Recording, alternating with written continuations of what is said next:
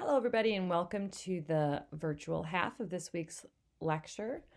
So, both groups on Wednesday ended here, where we introduced kind of the initiating steps that can lead to atherosclerosis. Again, atherosclerosis is the formation of plaque in our blood vessels that ends up narrowing the lumen and hardening the walls of our vessels.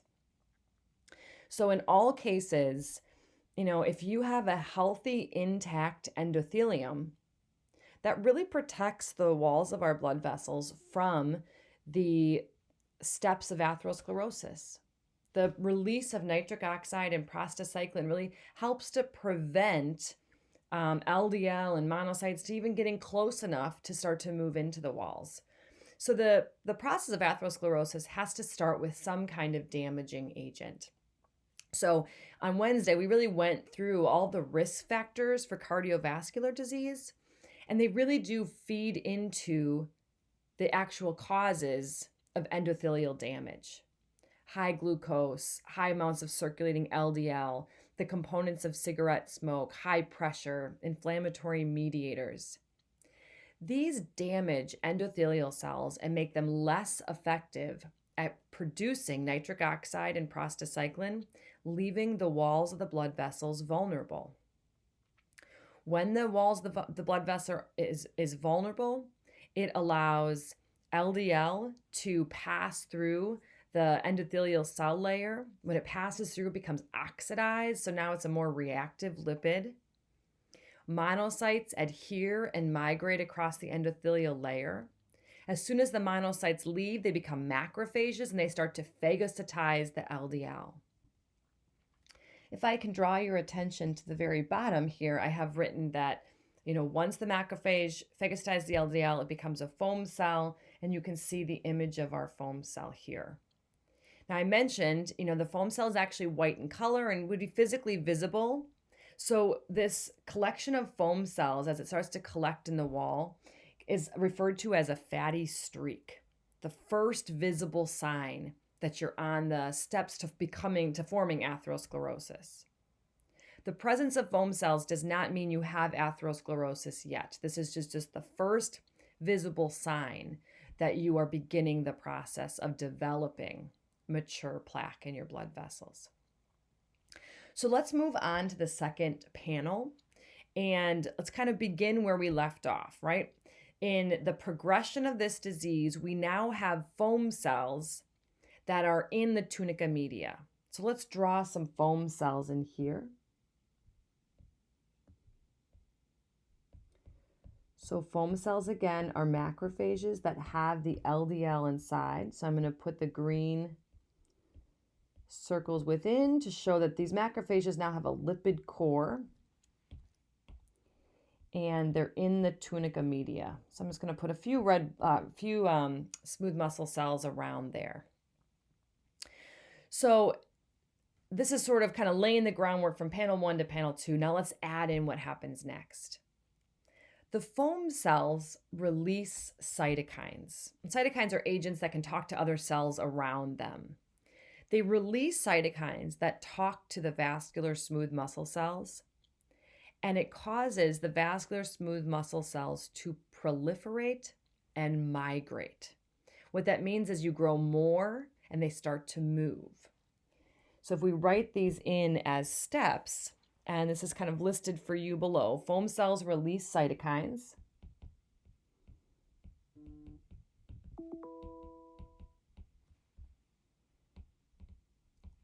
And this causes vascular smooth muscle cells, VSMCs, vascular smooth muscle cells, to migrate and proliferate.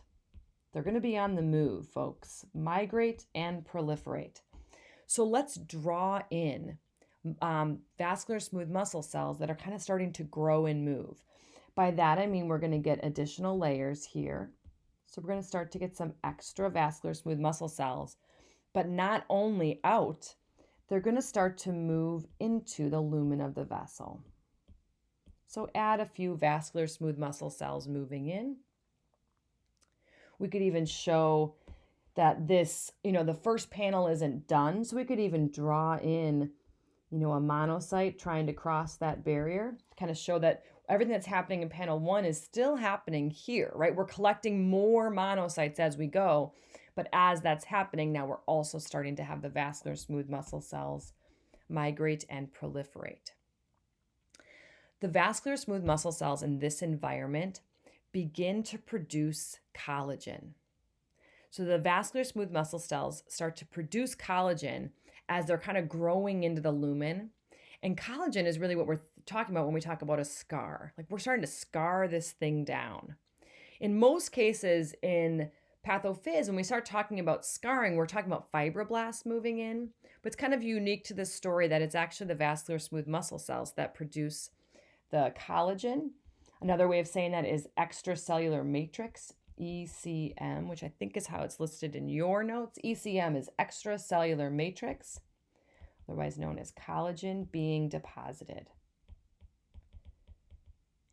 So if I go back up to our picture, collagen is just kind of like stringy, kind of tying this all down. So what I'm going to do is just going to add some X's to my figure to show that I'm starting to tie this down with collagen. So at this point in panel 2, where we have the vascular smooth muscle cells beginning to move into the lumen, and the presence of extracellular matrix kind of holding in a lipid core, this foam cell core. This is now the phase of atherosclerosis where we have converted the fatty streak, which is just a few foam cells in the media, into a mature atheroma. These steps here, the vascular smooth muscle cells moving into the lumen and then being scarred down, this creates what is called the fibrous cap. It's that layer of kind of scarred wall that holds the lipid now into the wall of the blood vessel. And at this point, we would now call this a mature atheroma. A mature atheroma is kind of a layperson might call that plaque in your arteries. Plaque in your arteries is, in physiology terms or pathophysiology terms, is called a mature atheroma. So in panel 2 here, we have officially, we would kind of cross that clinical threshold. We now have atherosclerosis because we have the presence of mature atheroma. So panel 1 that we covered on Wednesday were the earliest steps that create the environment to allow atherosclerosis to happen, including the presence of foam cells in the tunica media. Once those foam cells accumulate to a point that they can release enough cytokines to start to change the wall of the blood vessel and increase the vascular smooth muscle cells and begin to have that scar tissue showing up, now we have something permanent, right? That's living in the wall, that's not going to move, and we have a mature plaque. But likely this person is going to keep on living, is going to keep on having the same cardiovascular risk factors most likely. This disease will progress.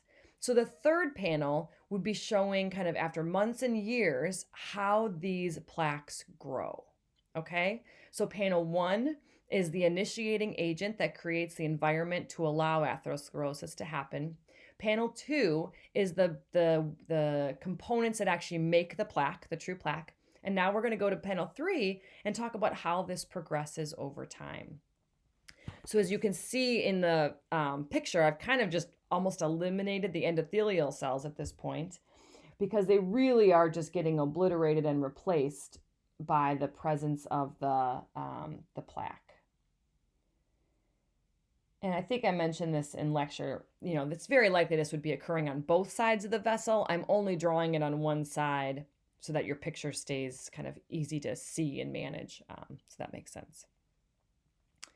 Okay, so let's make this look a little worse. So our vascular smooth muscle cells will have moved much more into the lumen as we've collected more and more foam cells. And it hopefully should make sense that the the plaque can move outward, away from the lumen a little bit, but on the outside of this, what color should we make it? Maybe gray. Where we have the tunica adventitia, which is the collagen of the outside of the blood vessel, and that does limit how much you can push out. So you'll see that as the disease progresses, the plaque is going to move into the lumen and start to take up the space of the lumen. Okay, so inside, so we have the vascular smooth muscle cells that have moved further into the lumen, kind of grown even more, and this would all have that extracellular matrix on it. So my black X's are meant to be the collagen that scarred this down. On the inside, we'd have foam cells. But again, foam cells are macrophages with lipids inside of it. And if you look at the environment that these macrophages are living in, this isn't a great environment for the macrophages to live. So they do have a long life. They can live for months and years, but eventually these foam cells are going to begin to apoptose. They're going to die because they're not going to like the environment they're living in. And when the foam cell dies, the cell dies and it spills its intracellular products out. So as the foam cells die, we start to get lipid accumulating inside of our mature atheroma. So this guy here, we start to call the lipid core. And we can add that in as a step. Kind of on this panel, we start to have foam cells die.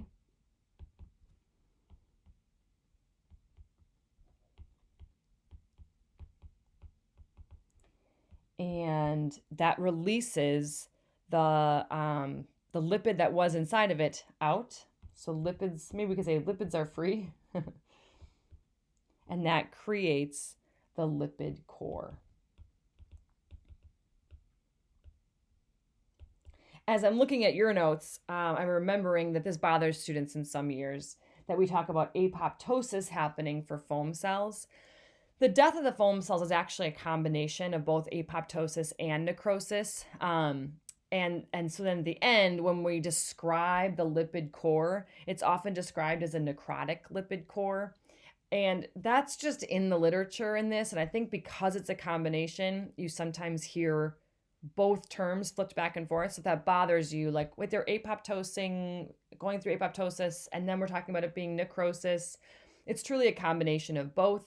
And at the end, we end up calling it a necrotic lipid core because of the cell death that had occurred. Just in case you're looking at that and wondering.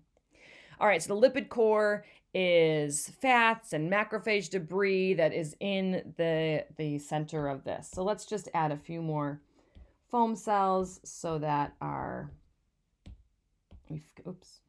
of fill in the space here. So it kind of looks more like a mature atheroma, kind of all filled in here. All right. So what we can see here is that the disease has progressed. And by that, I mean the plaque has gotten bigger and the environment's gotten a little worse, right? We're getting more death within the lipid core, having freed lipids that are now within the plaque.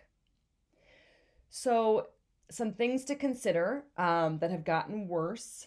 If you look at, I'm going to draw on my figure and just maybe watch this along. I think if you draw these on yours, it's going to make it messy, but I'm going to use it to illustrate since I'm in the remote setting and I can't point with my finger.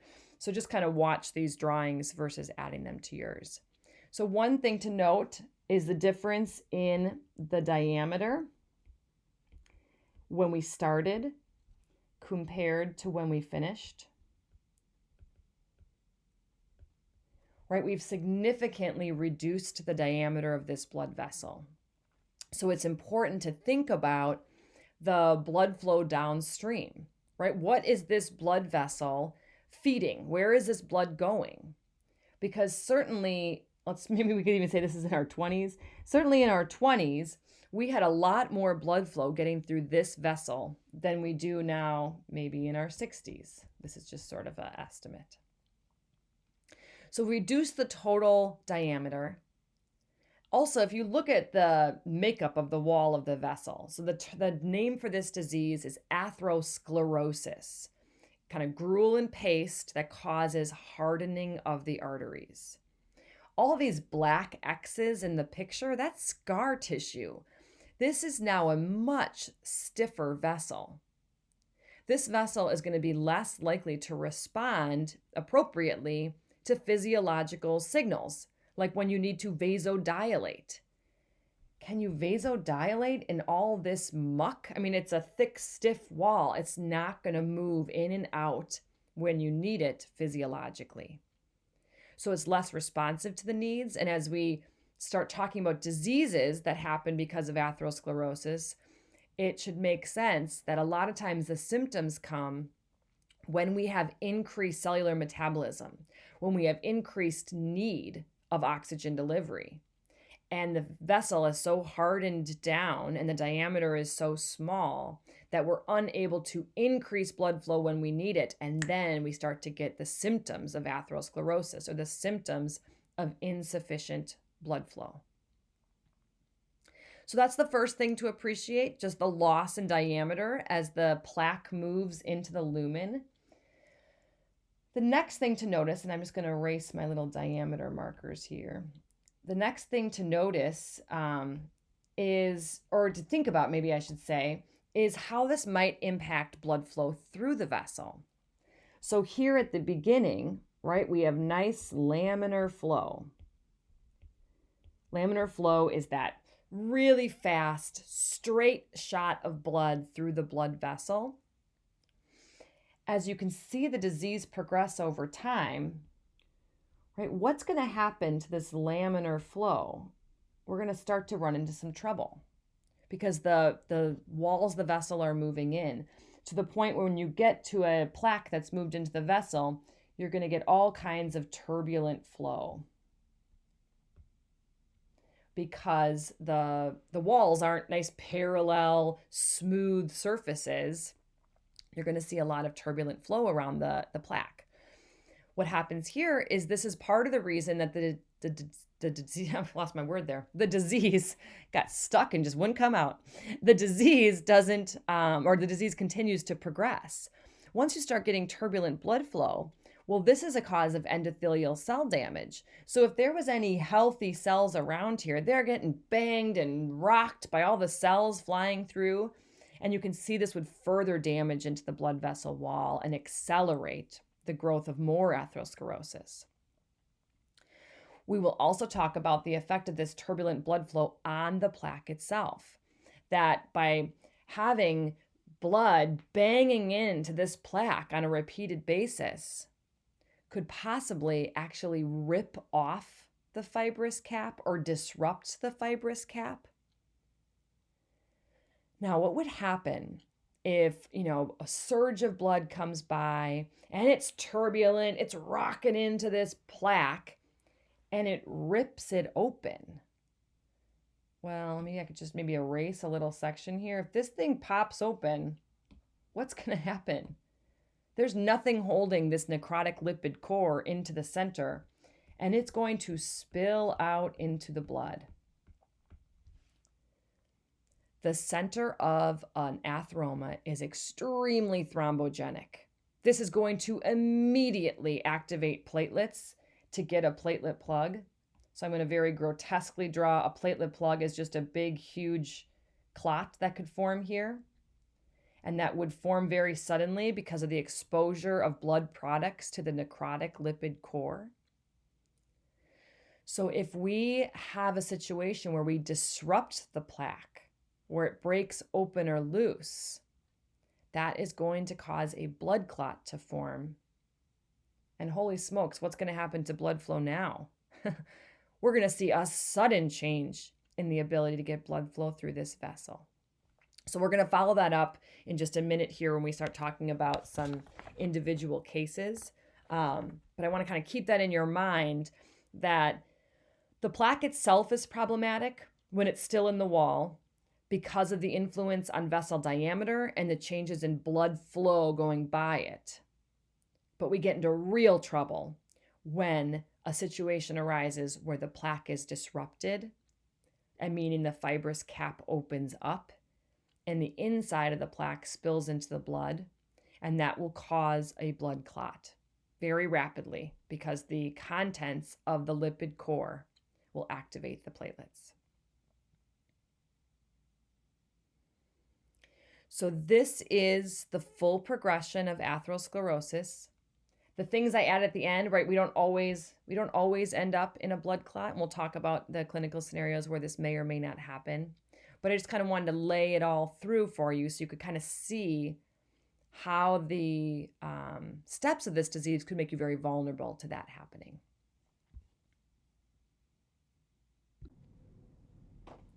Some common terminology you may encounter when dealing with patients suffering from atherosclerosis are the terms listed on the screen here. These are probably words you're already familiar with, but I want to make sure you have the full, accurate definition in your notes. So ischemia is reduced blood flow. And another way of saying that might be that the amount of blood flow that's getting to the tissue is insufficient to meet the oxygen demands of the tissue. So ischemia is when a decrease in the amount of blood flow or an inability for the blood flow to keep up with the metabolism of the tissue results in insufficient oxygen delivery. On the other hand, infarction is obstructed blood flow or completely blocked blood flow, might be another way of saying it. So when someone has an infarction, there is a complete loss of blood flow to an organ or a region. That's why infarction is the word that's in the name myocardial infarction. It is a complete lack of blood flow to an area of the heart. Thrombosis is now a term we've been using a lot, but I wanted to put it here as we will be referring to it again when we start talking about the atherosclerosis effects. The thrombosis is the formation of a clot in an intact vessel. So the formation of a thrombosis is a pathological phenomenon. So let's talk about the clinical consequences of developing the plaque in your arteries. They really fall into two main categories. The ingrowth of the atherosclerosis, as seen on the right side of the screen here, or left side of the screen, I think my screens are flipped from you, will actually move into the vessel and decrease the diameter of the lumen of that vessel. So because the plaque moves inward, right, and takes up space of the artery itself, you can get a decreased diameter. If there's a smaller diameter, that's going to mean there's going to be decreased blood flow going through that vessel. As a result, the thickening and hardening of the walls, or the stenosis, can lead to ischemia. So we see that over time as atherosclerosis develops, that patients can begin to experience symptoms of ischemia. The other clinical consequence that can happen is ulceration and rupture. What happens here is that the plaque itself, the fibrous cap, gets disrupted. So the inside of the atherosclerotic plaque, right, is that fatty necrotic core, the dead foam cells, the lipids that have accumulated.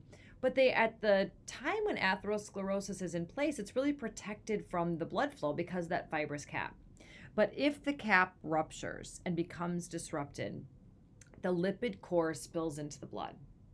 Now, the contents of the plaque are extremely thrombogenic, meaning that when the contents of the lipid core interact with the blood, they cause a blood clot.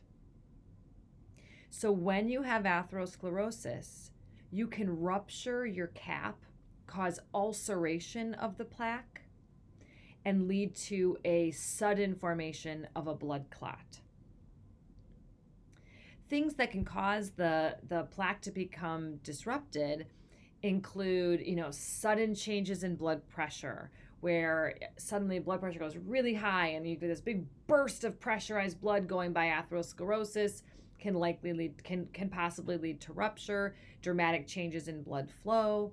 the location of the atherosclerosis, if it's at like a junction spot in a blood vessel, can make it more susceptible to rupture. But in any case, the formation of the clot creates a sudden drop in blood flow. So if you go on the figure, the images of the blood vessel, up until minutes ago, there was enough blood flow going through this vessel. Then something disrupted the cap, and now, boom, we suddenly have obstructed blood flow in this vessel.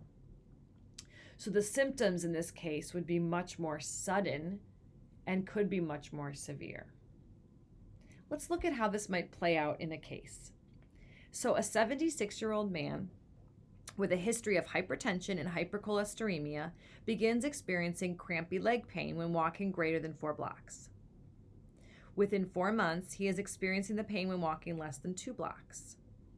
He is seeing his doctor because the pain has now started just from walking room to room in his house. So we're seeing over several weeks and months that the clinical symptoms of ischemia are slowly getting worse over time.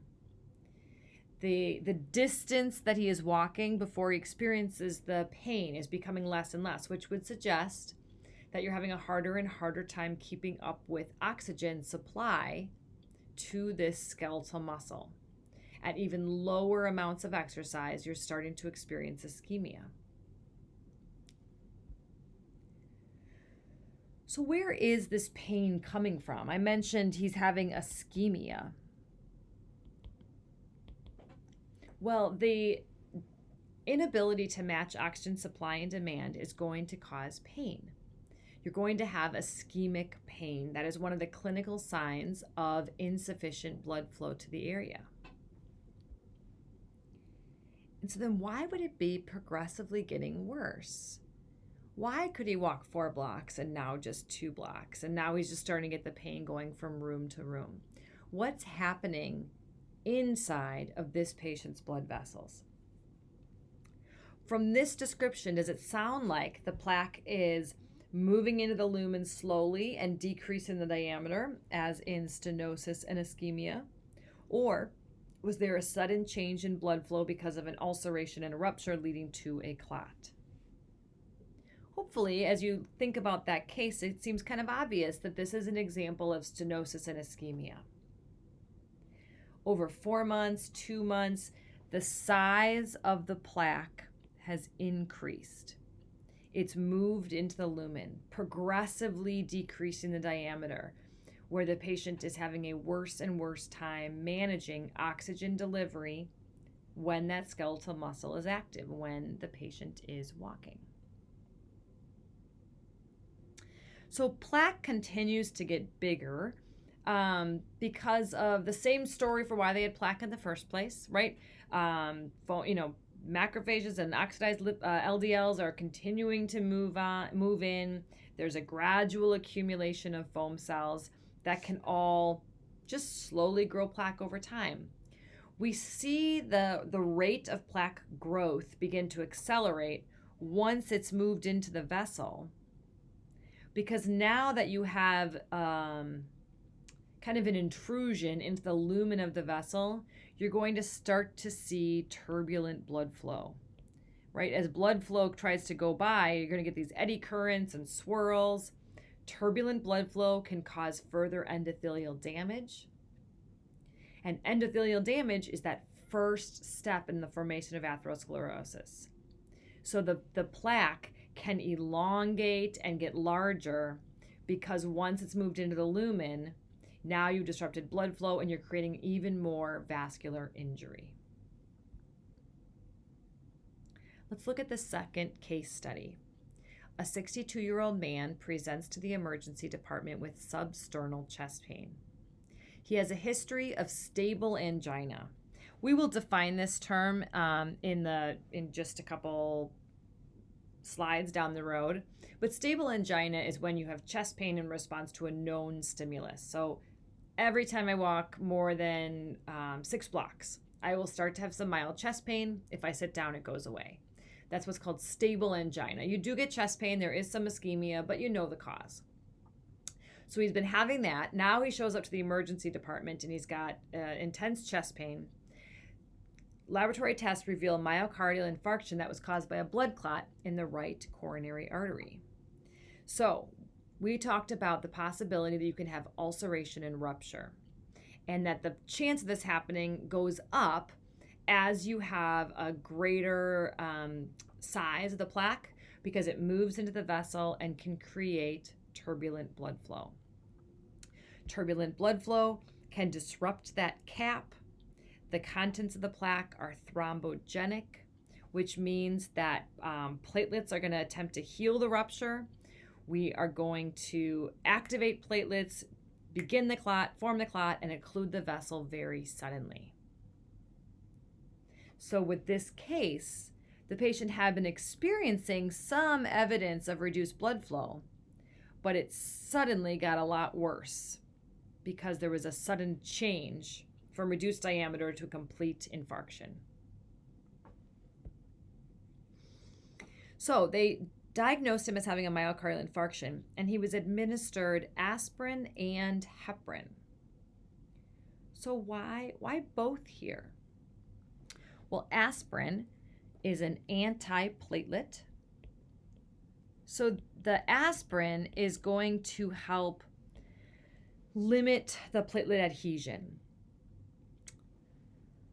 The heparin here is an antithrombin, right? So this is going to actually help to decrease the amount of thrombin, which is that kind of positive feedback element of the coagulation cascade, right? The thrombin is what keeps the intrinsic pathway going.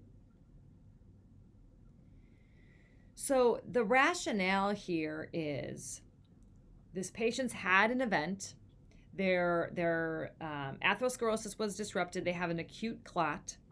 Let's, one, stop the clot from getting worse by blocking the platelets and the development of the full-blown clot with the thrombin. But these two drugs do not get rid of the clot.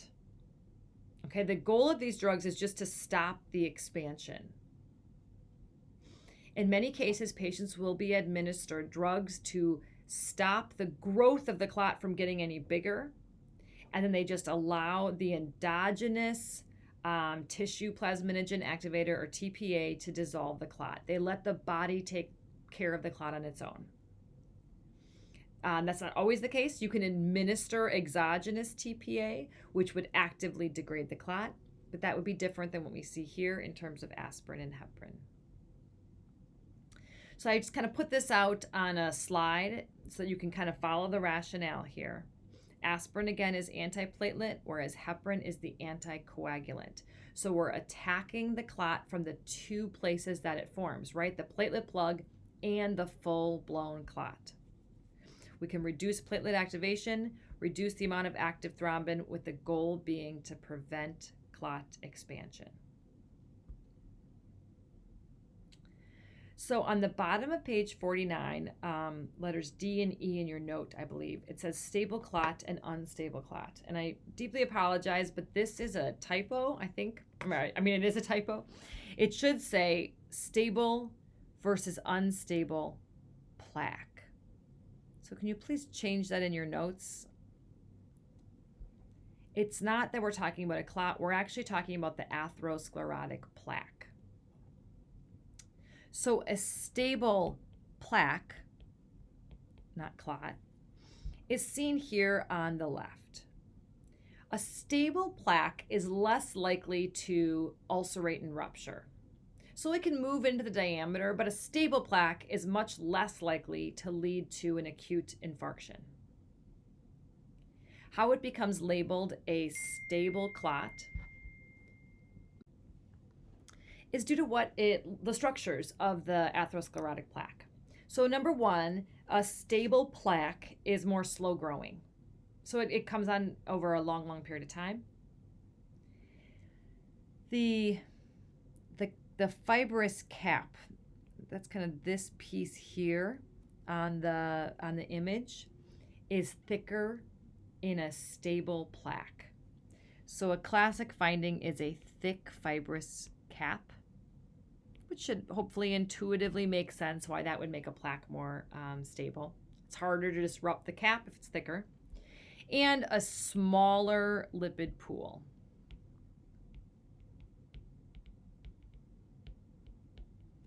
Versus an unstable plaque, it's kind of just the opposite. They're typically more rapidly growing. They have a thinner fibrous cap and a very large lipid pool.